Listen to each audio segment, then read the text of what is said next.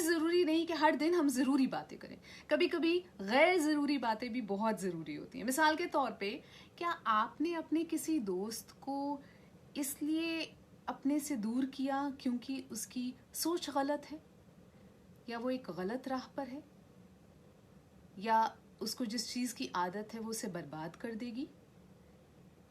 आपने उसे समझाया, सही रास्ते पर लाने की बहुत कोशिश की, मगर उसने आपकी बात नहीं मानी है और वो चलता ही जा रहा है या था।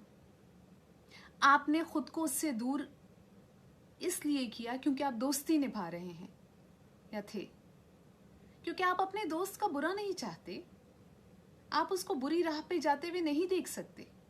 ये आपकी दोस्ती है, ये उस दोस्त का दिल है जो अपने दोस्त की सिर्फ और सिर्फ खुशी चाहता है, उसकी बेहतरी चाहता है। उसको बुरा इंसान बनते हुए नहीं देख सकता, वो उसको इंसानियत का साथ छोड़ते हुए नहीं देख सकता।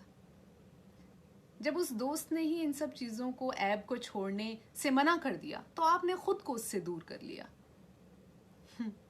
उसने सोचा कि आपने दोस्ती तोड़ दी, मगर आपने उम्दा लेवल की दोस्ती निभाई। आज मुझे एक टीचर का फ़ोन आया।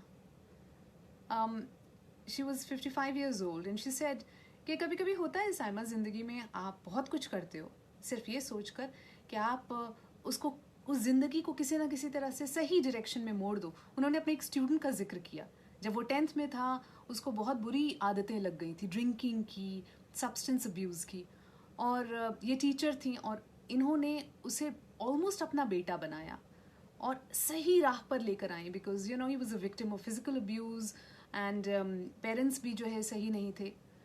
15 साल तक एक माँ का रिश्ता निभाया और उसको बिल्कुल सही जिंदगी की तरफ मोड़ दिया।